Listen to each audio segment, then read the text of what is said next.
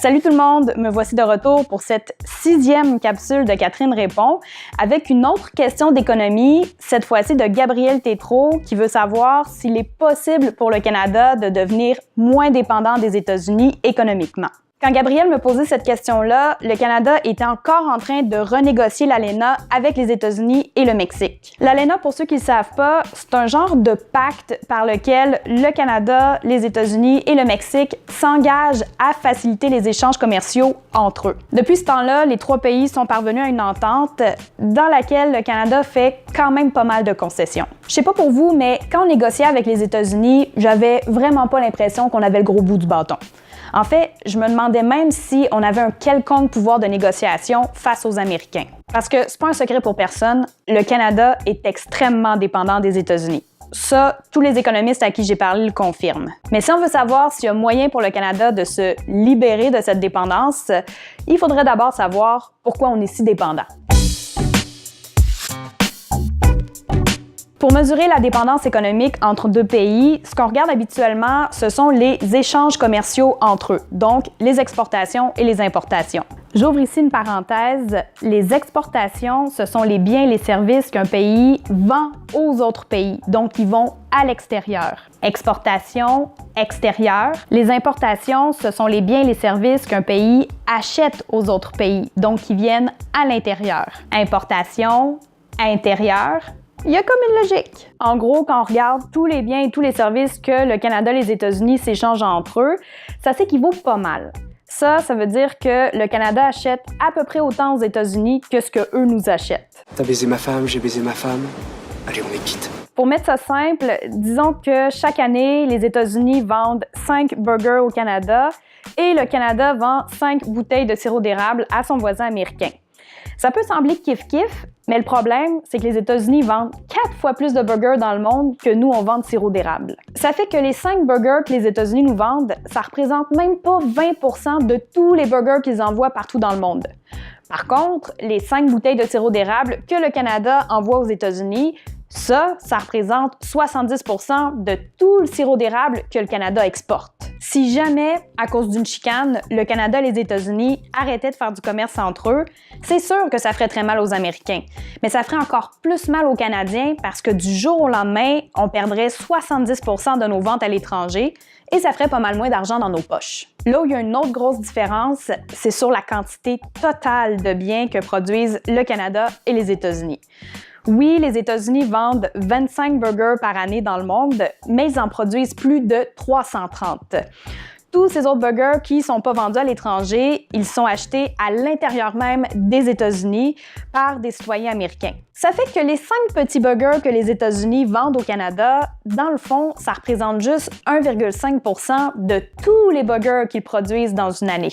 Au Canada, on est moins nombreux, on produit beaucoup moins et on consomme beaucoup moins que les États-Unis. Sur les 20 bouteilles de sirop d'érable qu'on produit dans une année, il y en a 13 qui sont achetées à l'intérieur même du Canada par des citoyens canadiens. Les 5 qu'on vend aux États-Unis, ça représente 25% de tout le sirop d'érable qu'on produit dans une année. En d'autres mots, ça veut dire qu'un bien sur 4 qui est produit au Canada est acheté par les États-Unis.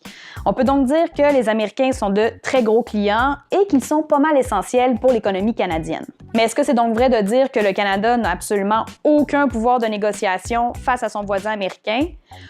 Pas tout à fait.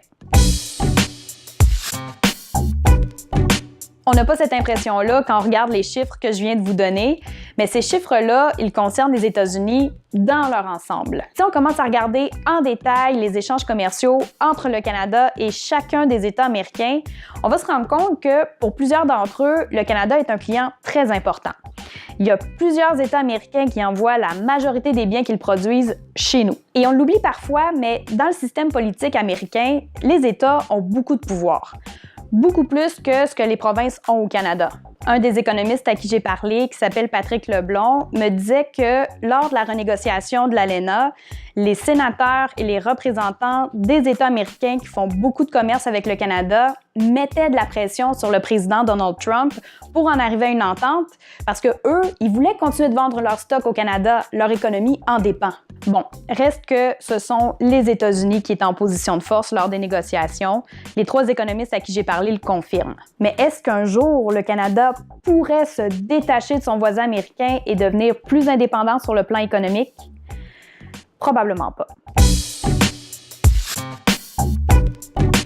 Les économistes que j'ai interviewés m'ont clairement dit que ça serait difficile pour le Canada de devenir plus indépendant des États-Unis.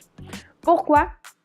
Je vais reprendre les mots exacts de Stephen Gordon, professeur d'économie à l'Université Laval.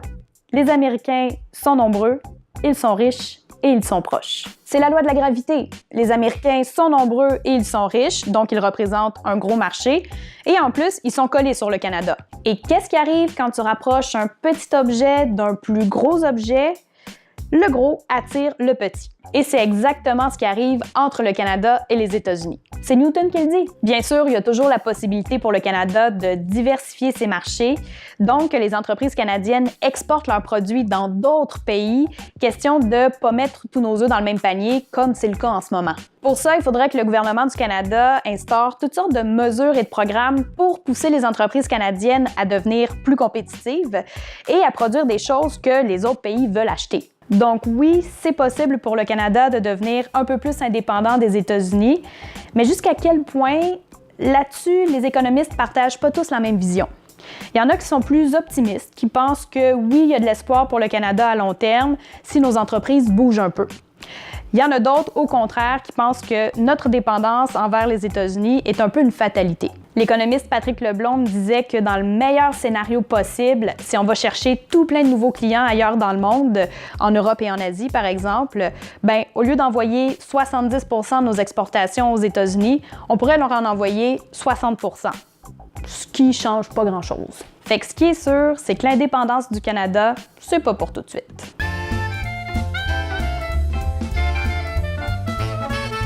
Si jamais vous voulez voir quelles ont été mes démarches pour trouver l'information pour cette vidéo-ci, je vous invite à consulter mon blog sur Tumblr. Je vous invite aussi fortement à me poser vos questions sur l'actualité parce que ma banque de questions commence à s'épuiser pas mal, puis j'ai vraiment envie de faire d'autres vidéos pour vous. N'oubliez pas de vous abonner pour les prochaines capsules et je vous dis à la prochaine!